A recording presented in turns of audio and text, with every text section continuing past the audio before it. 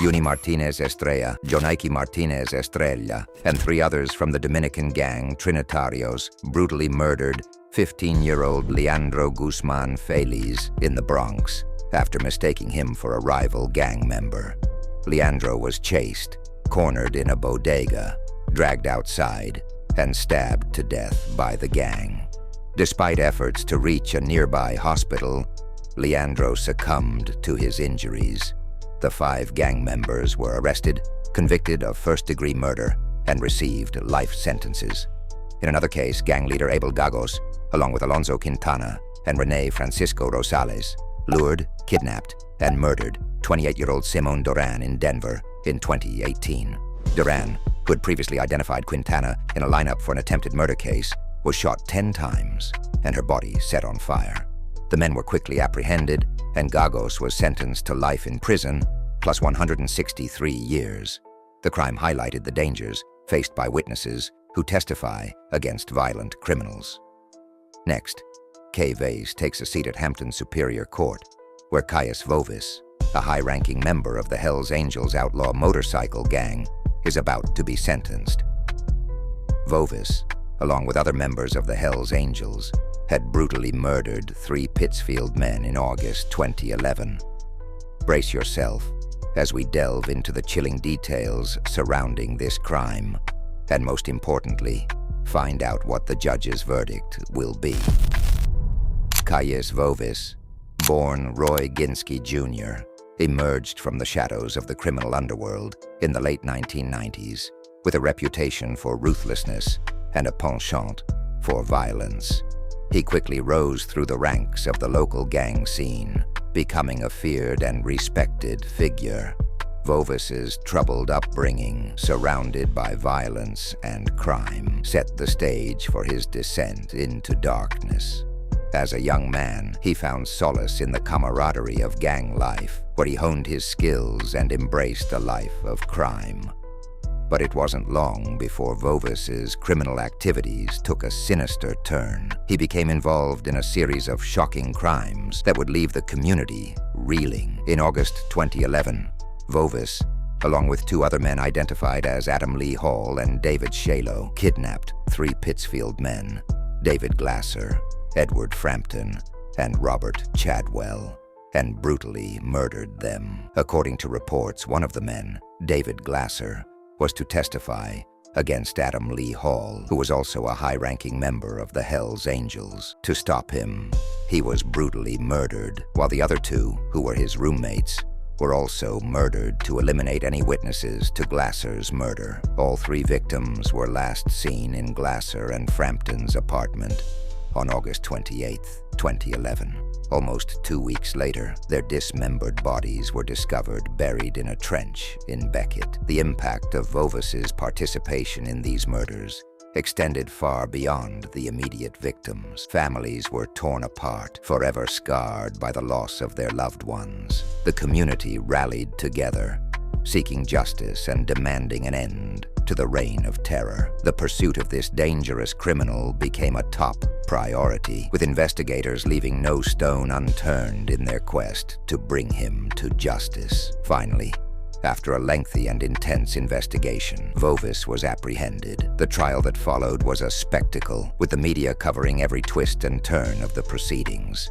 The courtroom was filled with tension as the prosecution presented their case, painting a vivid picture of Vvis's crimes and the devastation they caused. The defense, faced with overwhelming evidence, tried to paint a different picture of Vvis. They argued that he was a product of his environment, a victim of circumstance. They attempted to humanize him, to make the jury see him as more than a cold-blooded criminal with a troubled past. However, the jury, faced with the weight of the evidence, had no choice but to find Vvis guilty on multiple counts of murder and other charges, and upon your oath, say the defendant is guilty of murder in the 1st degree.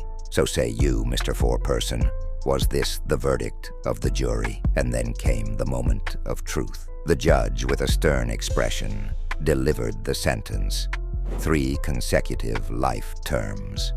It was clear that Vvis had no intention of ever changing his ways or seeking redemption. His reaction to the sentencing only solidified his reputation as a cold-blooded criminal, unrepentant and beyond redemption. My hand was not in this, and I will not let this man sell me my own hide at the price of my integrity. That I'd rather spend the rest of my life in prison and be able to face myself in the mirror at the end of the day to make that kind of deal. The impact of Vvis's crimes on the community cannot be overstated. The scars left by his reign of terror will forever serve as a reminder of the darkness that can lurk within the human. Next, in 2003, Jenkins was convicted of armed robbery and spent more than 5 years of a 10-year sentence in solitary confinement, where he attempted suicide and mutilated himself. Jenkins claimed he was commanded by an ancient Egyptian god. He also inflicted harm on others, including prison officials, while locked up, which resulted in increased jail time. Before being released after completing his sentence for armed robbery and subsequent infractions, Jenkins requested that he be civilly committed instead of placed back on the streets, saying he was a threat to others. However, the state ignored his request, and Jenkins walked out of prison in July 2013. Within 3 weeks, he had killed 4 people, having shot 3 men in the head and a woman multiple times. Therefore, this panel finds that the death penalty is appropriate, should be, and is hereby given for each of the 4 murders by the defendant. Next, Paul Gerard, a 36-year-old St. Croix gang leader, and 2 followers were sentenced to life in prison for their involvement in murders, robberies, and violence. Gerard, known as Bogus, orchestrated these crimes from prison, where he was already serving time. Despite requesting civil commitment, Gerard was released in 2013, and within weeks, he killed 4 people. In 2018, he was mistakenly released again, only to be recaptured after 17 days. Gerard's criminal history began at age 16, with convictions for robbery and illegal gun possession. He led a gang since at least 2011, using contraband cell phones to direct operations from prison. In a 2022 trial, Gerard and his accomplices, Kareim Shamal Harry and Tyler Luca Eugene, were convicted under the RICO Act for conspiracy, murder, attempted murder, robbery, and drug dealing. Eugene, a hitman, murdered Juan Encarnacion in 2016, while Harry orchestrated the murder of gang rival Jermaine Williams. 7 other defendants from St. Croix and St. Thomas also received sentences ranging from 2 to 25 years for various racketeering charges. The case was investigated by the FBI and the Vx Police Department and prosecuted by federal attorneys.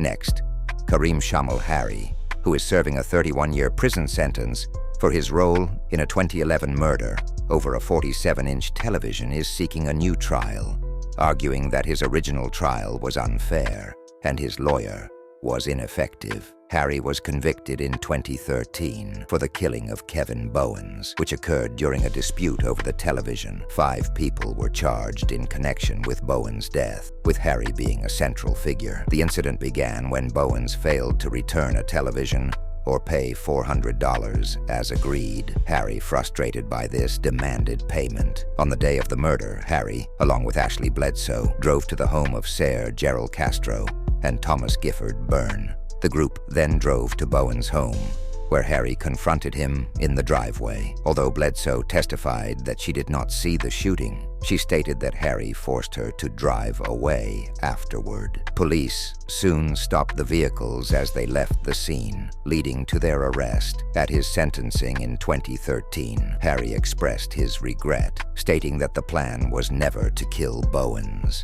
and that he did not personally commit the murder. He said, "He didn't deserve to die the way he did. I didn't kill Kevin. Kevin didn't deserve to be killed. It's all overwhelming. I thought I would be found not guilty, but I was found guilty. If this helps the family a little bit, I'm okay with that." In his request for a new trial, which he filed himself, Harry claimed several violations of his rights.